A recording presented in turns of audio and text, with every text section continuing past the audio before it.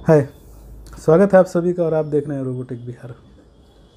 जैसा कि आपने डिस्क्रिप्शन में देखा होगा कि आज का जो वीडियो है वो है शेवरलेट टवेरा के टाइमिंग गियर्स के बारे में और इससे टाइमिंग को कैसे सेट करेंगे उससे रिलेटेड है ये। तो वीडियो को शुरू करने से पहले हम इसके टाइमिंग गियर्स के बारे में बात करते हैं कि ये सभी गाड़ियों में जो टाइमिंग गियर्स होते हैं उसी के जैसा है या फिर डिफरेंट है कुछ।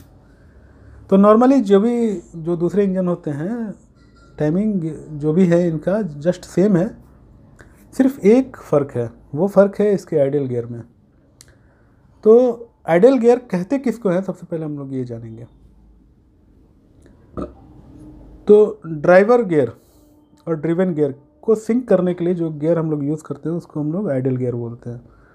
ड्राइवर गियर वो हो गया जो आपका करेंग का गियर होता है और ड्रिवन गियर उसको बोलते हैं जो केम शाफ्ट हो गया और FIP, उस गियर को हम लोग ड्रिवन गियर बोलते हैं। तो ड्राइवर गियर और ड्रिवन गियर को सिंक करने के लिए जो कोई गियर हम लोग यूज़ करते हैं उसको हम लोग आइडियल गियर बोलते हैं। अब यहाँ पे जो आइडियल गियर यूज़ किया गया है वो थोड़ा डिफरेंट है। मतलब इसमें क्या है कि एक गियर है जो उसके दोनों तरफ स्प्रिंग लोडेड गियर सपोर्ट लगे हुए हैं।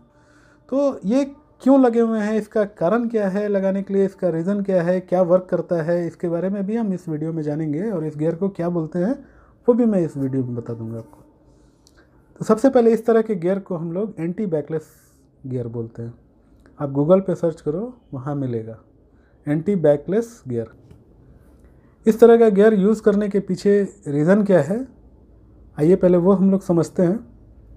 तो किसी भी इंजन में या फिर किसी भी इक्विपमेंट में गियर यूज़ होता है तो हमेशा दो गियर के बीच में एक क्लियरेंस होता है इस तरह का। मतलब दो गियर के बीच में थोड़ा क्लियरेंस, आप हिलाएंगे तो गियर हिलेगा, उस क्लियरेंस को हम लोग डीप क्लियरेंस बोलते हैं।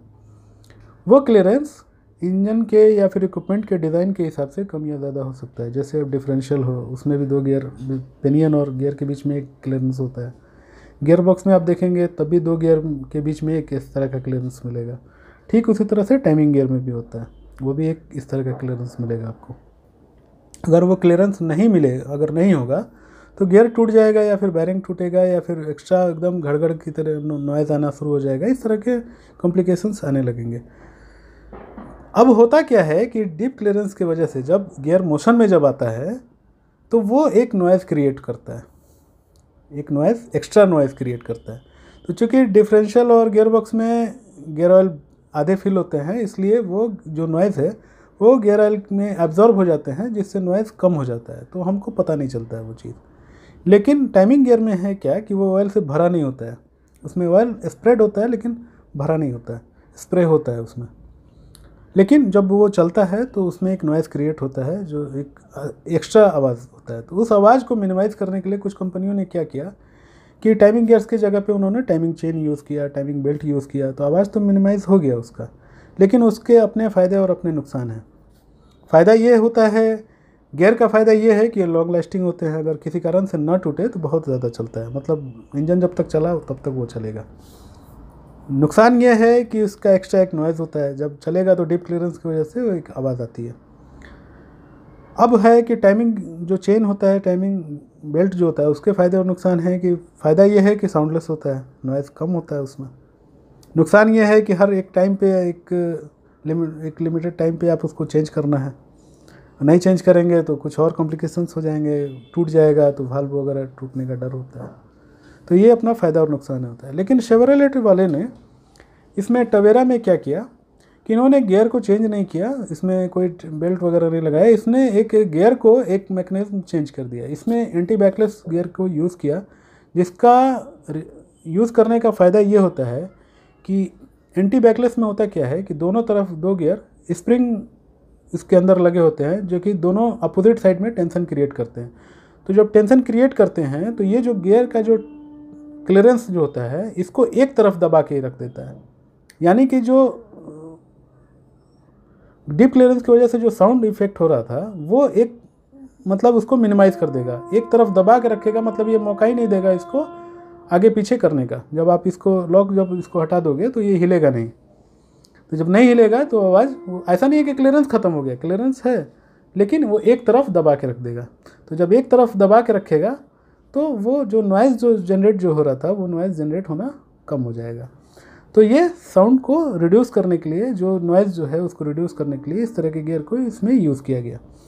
इसके अलावा इसका कोई और कारण नहीं है, मतलब ना कोई ये वाइब्रेशन को कंट्रोल करता है, ना इसका कुछ और काम है, बस इसका काम यही है कि नॉइज़ को रिड्यूस करना। तो आप समझ गए होंगे कि इस गियर को हम लोग एंटी बैकलेस बोलते हैं, और इस गियर का काम है ये कि जो टाइमिंग गियर के जो नॉइज़ जो है उसको रिड्यूस करना, बस इसका यही काम है। अब आप वीडियो को समझ गए होंगे कि किस तरह का क्यों ये गियर यूज़ किया गया और इसका काम क्या है।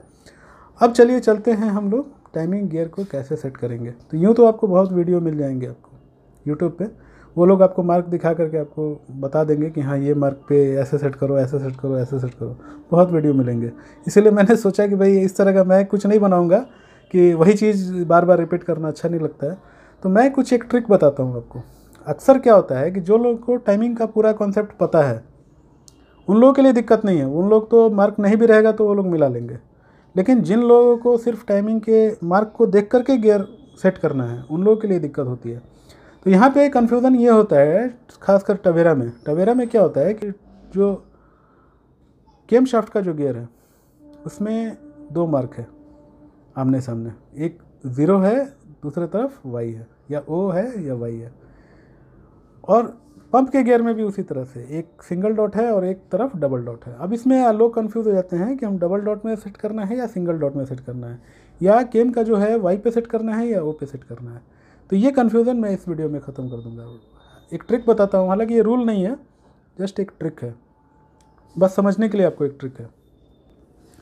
सबसे पहले तो आप करेंट का जो गियर होता है उसको आप अपने पोजीशन पे ला लो, जो भी डॉट है वो आप कर लो। उसके बाद जो आप आइडियल गियर जो लगा रहे हो छोटा वाला, उसको भी आप लगा लो, सेट कर लो।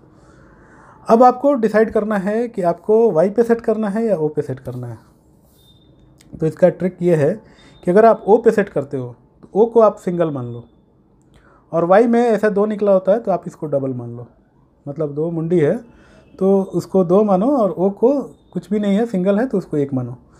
तो अगर आप केम शाफ्ट के गियर में अगर वाई पे आप अगर सेट करते हो, वाई पे अगर आप मार्क को सेट करते हो, तो पंप का जो गियर है उसको आप डबल पे सेट करना होगा। मतलब डबल, वाई का मतलब डबल। इधर आप वाई पे सेट करोगे तो समझ लो कि ये 2 है, तो पंप का भी मार्क 2 पे रखना है, डबल मार्क पे रखना है। अगर आप केम शाफ्ट के गियर को अगर ओ पे रखते हो यानी कि सिंगल रखते हो, तो FIP का जो गियर है उसको आपको सिंगल पे रखना है। ऐसा नहीं कि इधर ओ पे सेट कर दो उधर 2 पे सेट कर दो तो नहीं स्टार्ट होगा, और इधर ऐसा नहीं है कि वाई पे रखो और उधर सिंगल कर दो तब भी नहीं स्टार्ट होगा। तो यहाँ पे ये ट्रिक समझ लो कि ओ का मतलब 1 है और वाई का मतलब 2 है। ओ पे सेट कर रहे हो तो उधर पंप का गियर एक सिंगल डॉट पे सेट करना है, और अगर इधर वाई पे सेट कर रहे हो तो उधर पंप के गियर को डबल मार्क पे सेट करना है। तो ये एक ट्रिक है, अगर आप इस ट्रिक से अगर आप टाइमिंग सेट करते हो तो 100% स्टार्ट हो जाएगा। और इस तरह के वीडियो और भी अगर आप चाहते हो, जैसे कि टाइमिंग गियर्स कैसे सेट करेंगे, या मान लो कि आप टाइमिंग का कोई भी मार्क नहीं है तो टाइमिंग कैसे सेट करेंगे, इस तरह का अगर आपको वीडियो चाहिए तो कमेंट में आप कुछ आप लिखो किस तरह का वीडियो चाहिए। मैं कोशिश करूँगा कि उस तरह के वीडियोज़ मैं और बना के आपको दे सकूँ, और भी इंटरेस्टिंग चीज़ें आपके सामने ला सकूँ, और बिल्कुल एग्जैक्ट जो करेक्ट जो इन्फॉर्मेशन है वही आपको दे सकूँ, ऐसा नहीं कि कुछ भी बोल दूँ। तो उम्मीद है कि वीडियो अच्छा लगा होगा आपको। अगर अच्छा लगा हो तो लाइक शेयर सब्सक्राइब कीजिए। तब तक के लिए धन्यवाद।